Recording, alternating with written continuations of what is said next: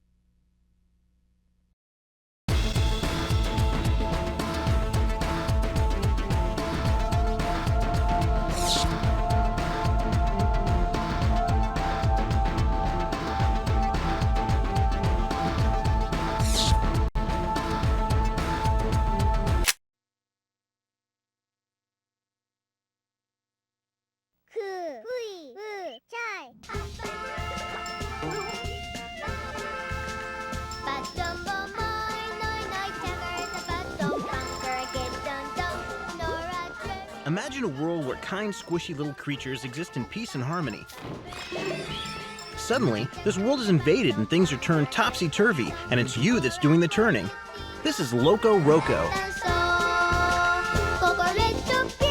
It's a very simple story, but it's kind of unique because I don't think it's ever been done before.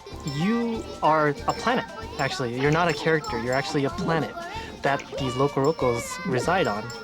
And one day your planet gets attacked by these mojas, these little bouncy creatures that are, coming to take over your planet. You have to be careful of them because they'll start eating you up. So what you have to do as the planet is to save the LocoRoco by tilting and rocking the world and shaking it to help the LocoRocos escape from the moja and flourish once again. It can be very difficult to design a game that has a simple look and feel, but features a deep gameplay system. The unique look, the 2D feel of this game was actually on purpose. The producer and the designers, they really wanted to make a simple-looking game that has a deep system within it. By keeping the things simple, you can actually focus on what makes the game fun. The gameplay, the music, the creatures, and then the way they interact with the world. What makes the game fun is those elements rather than how many polygons we can push out. But even though it is a 2D game, there is a lot of physics behind it. The programmers put in a lot of work in making the LocoRoco blob feel fluid and rubbery.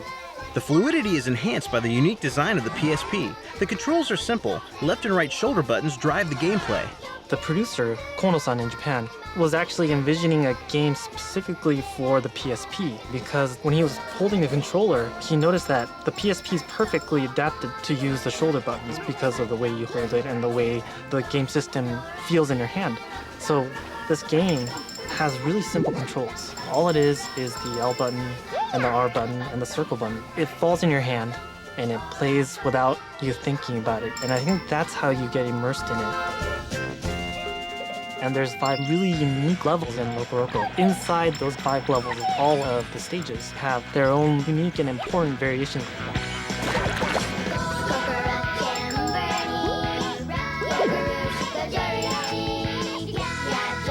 This game is actually all about exploration. You can actually play through the average stage in about 5 minutes, but if you actually wanted to find all the LocoRoco as well as all the Muimui hidden throughout the stage, you have to explore and just basically go every nook and cranny that you can find in the stage. So you're probably still wondering who or what are LocoRocos and where will you be playing with them? They're the little round creatures that you see. They're kind of a vital part of your planet because they actually help the plants and things grow on the planet. Well, there's actually 6 different colors of LocoRoco, and each color has its own personality and the song that they actually sing that's very different from anybody else.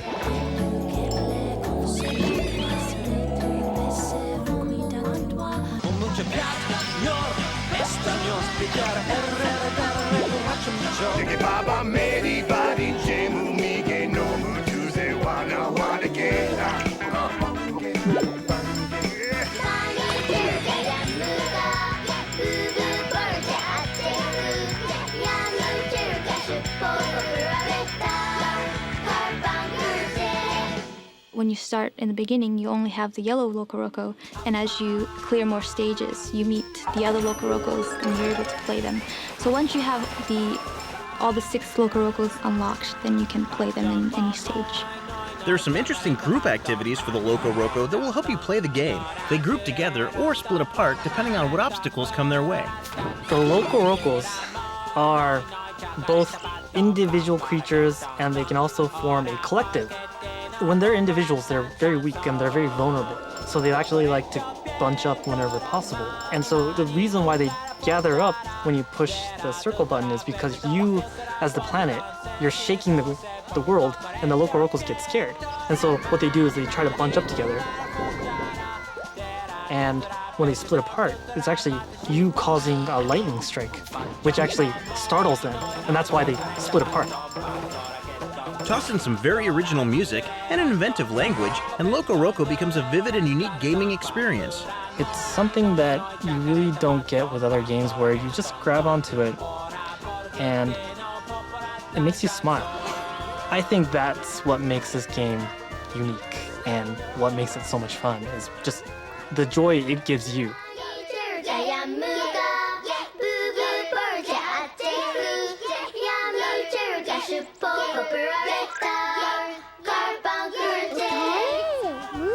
It's just one of those games that's appealing to everybody, from little kids to your grandmother, because you just fall in love with the character. They're just so cute. Once you start bouncing them around the world, you just get hooked. Still not convinced? Try LocoRoco out before you buy it. Download a demo from the LocoRoco website. On the PC, go to PlayStation.com, or from the PSP, go to the official PSP site. The truly unique feature about it is that you can sample it off the website. Before you buy the game, you can download it. You could try it out for yourself to see what this is all about. You can also share a level with your PSP gaming friends. With the network capabilities of the PSP, you're actually able to share a level of LocoRoco with your friends. So if your friend, for example, doesn't have a copy of LocoRoco, you can actually send a level to them that they can take home and try it out for themselves. So, you can basically spread the word of this joy that is LocoRoco.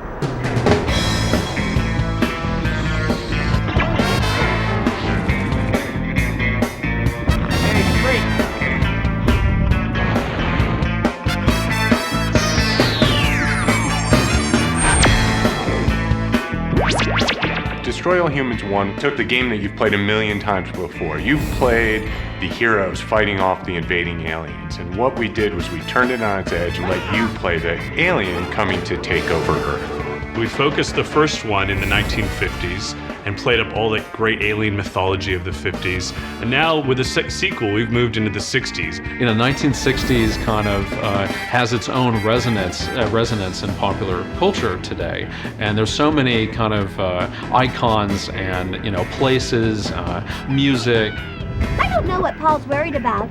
This John and Yoko thing won't last 3 weeks. We're going international this time, so you'll get to trot around the world.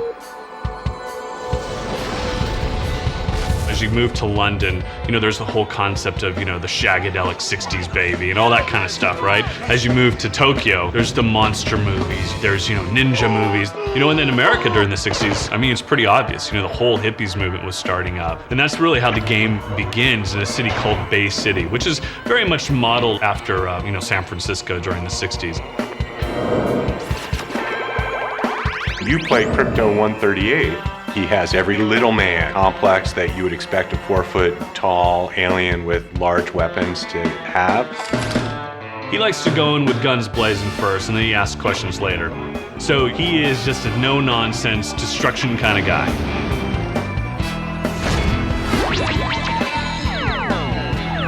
So we've got a whole host of new weapons for Crypto to play with. You have the ability to hop into your UFO at any time and fly around and cause mass destruction. There's the ability to pull in meteor strikes and pull meteors down to take out buildings or take out different kinds of installations. But not only does Crypto have great, guns and weapons, one of his great things is his mental abilities. His ability to kind of lift things up, with his mind, his ability to read people's minds and get what they're thinking. Not only is he just reading minds to get jokes, but a lot of times he's reading minds to find out where to go or who to find or new clues to the mission that he's trying to solve. And so one of his new abilities is his body snatch mode, which is his ability to, actually jump into someone else's body and control that person, which has a big gameplay element to it as well, because people you talk to, they'll all respond differently depending on the kind of body you happen to be wearing at that time. I don't want to talk about it. Things aren't great right now. And reading the right person's mind can be the difference between, succeeding in a mission or failing in a mission. Anybody knows where Bongwater's at? It'd be Prudence.